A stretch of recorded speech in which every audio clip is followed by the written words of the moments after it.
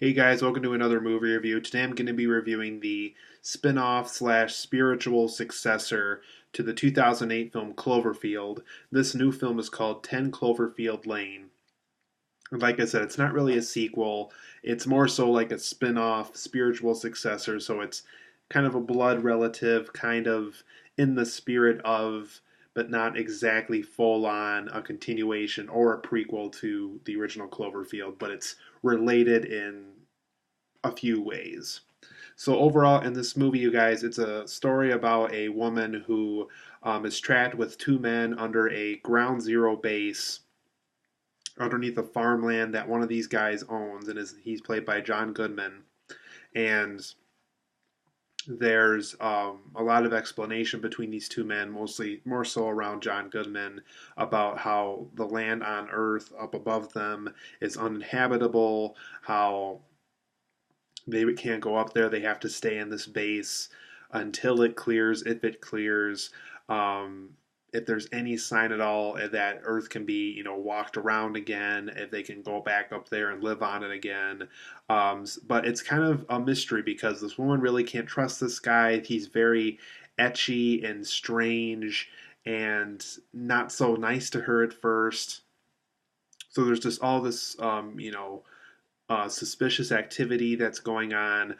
This other guy, I think his name is John Gallagher Jr., he's an actor I'm not as familiar with. He seems to know this guy a little bit more than a Mary Elizabeth Winstead does. That's the woman who's in this base in the movie. And so there's a whole thing with, who does she trust? Who can she believe? Is the Earth really as uninhabitable as they're saying it is? How are these three people going to get along if they really don't trust each other to begin with? So there's all this, suspicion, and they don't really know who to trust, and they kind of view each other as traitors, and they're trying to figure out how to live and how to, if life continues, is it really worth being in this base together for as long as they can stay there? Just because the land above them is not as inhabitable as it once was. So this movie's all about, who to believe, who to trust, and just how everything plays out with these three people stuck in this base under the ground. So overall, guys, I enjoyed this movie quite a bit. It's not a perfect movie, but there's a lot of things about it, specifically the scenes that are meant to connect with the first Cloverfield movie. There's unfortunately not as many of them, but when there are scenes and moments that are meant to connect with that earlier movie, it is a lot of fun. It definitely has a lot of suspense in this movie, a lot of mystery. You're trying to figure out the entire runtime, who you can trust, who really is a good person, who's really telling the truth, who really is looking out for all three of these people, who's going to contribute the most if they do stay in this base the whole time. So there's all these questions and concerns that are brought up throughout the movie. So for my positives and negatives of 10 Cloverfield Lane, there's some great suspense building in this movie. You really don't know who to trust. Based off these characters' actions, there's scenes where you think some people might be good, some people might be bad. You really don't know how to feel about something until the end credits roll in this movie. You just have to experience it the way that it plays out and take it in the way that it plays out to really understand how the suspense gets built and the outcome of the suspense as well. Mary Elizabeth Winstead is in this movie, and her performance in this and her character's intelligence is very top notch in this movie. I liked how she's a smart character that is being pushed into these harsh situations that she has to figure out herself. And just a really good performance from her. We really root for her throughout this movie. And once again, I love the intelligence of her character. It's nice to see a film like this where you're disgusted by the characters' their actions. Like, oh, they're so stupid that they're doing that. This is really a movie and a character where she's as smart as you want her to be, and I like how the film took a chance and gave us a smart lead character for the movie. John Gallagher Jr. is in this movie. Once again, an actor I'm not really familiar with, but that's the name that appeared up on the IMDb page for this movie. His performance in this was very good. He definitely a lot of likable things about his character. Similar to a Mary Elizabeth Winstead's character in the movie, he's kind of, even though he obviously knows this guy more than she does, there's a lot of things about him that he doesn't really trust. There's a lot of things about him that are way different than when he remembered him back when they were up on the land. So there's all these just, it's very suspicious amongst the three of them. And his character in this movie portrays that very well. Very good performance from him as well. The film does have small little connections to the first Cloverfield movie, and they are pretty clever for the most part. There's definitely moments where I feel like they just threw that in there just to make it clear that this is a Cloverfield movie of some kind, but when they do have those small connections, it is quite fun to see in the movie. The film also has a very claustrophobic feeling to it. You really do feel like you don't have a lot of space, that you don't really have a lot of privacy, that this underground base is very minimalistic and very old fashioned, almost in a creepy way.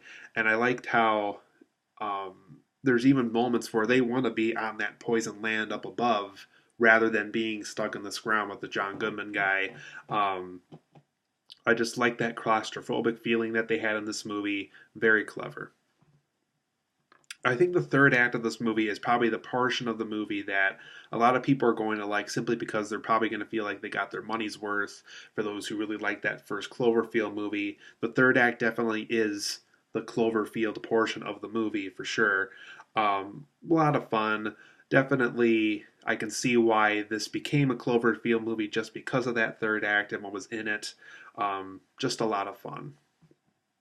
For my negatives of 10 Cloverfield Lane, there's a lot of scenes and moments in this movie that just feel random and strange just for the sake of it, to keep you guessing, for the sake of just keeping you guessing.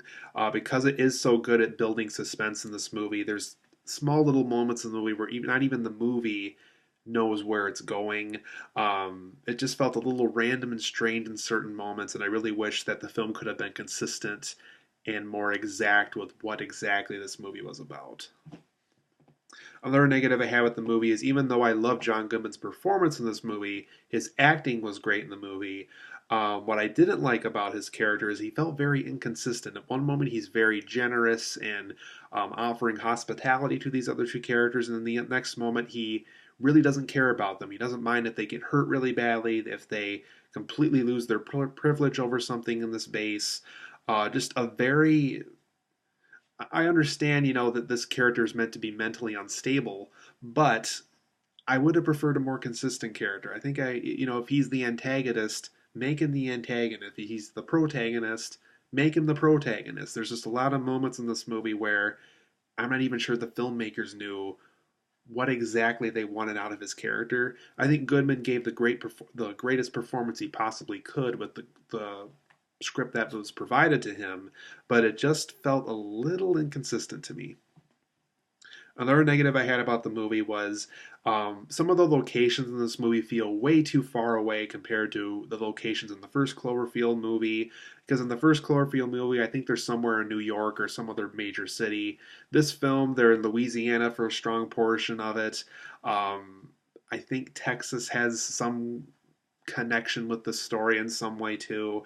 It just feels almost a little too far away compared to the location of that first movie to really make any sense at all as to why all of this is even relevant to that first Cloverfield movie at all. I know that it's clearly a spin-off, not a sequel.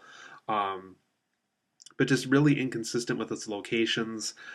Just a lot of small moments in the movie where like, well, wait, I thought they were there. Wait, I thought this was there. Wait, I thought the main location of this was here. And there's just a lot of moments where you just kind of ask yourself, where exactly is all this supposed to take place?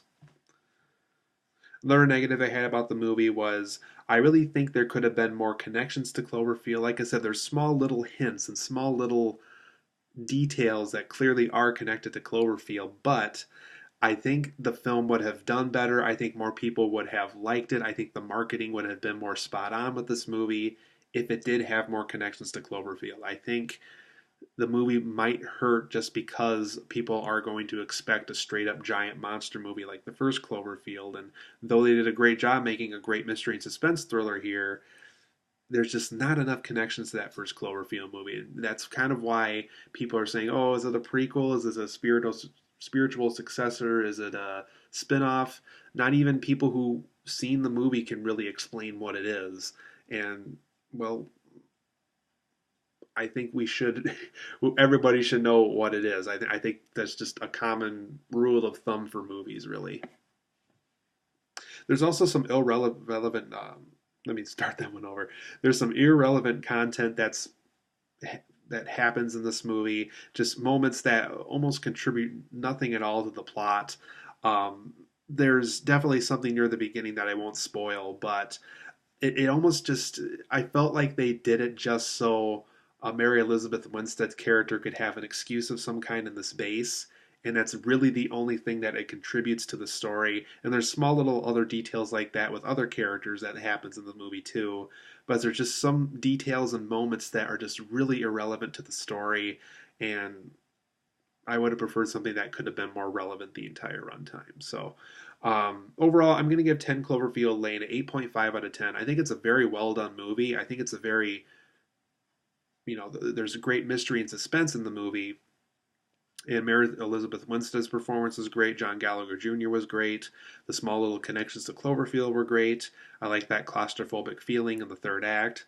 But I really would have preferred a more consistent character for John Goodman, more consistency to the locations, more connections to that first Cloverfield movie, and just more content that felt more relevant to both this movie and the earlier Cloverfield movies. So 8.5 out of 10 for me. If you liked the first Cloverfield, if you're kind of interested in seeing a story that's kind of connected but different at the same time, I think this film isn't a complete waste of your money.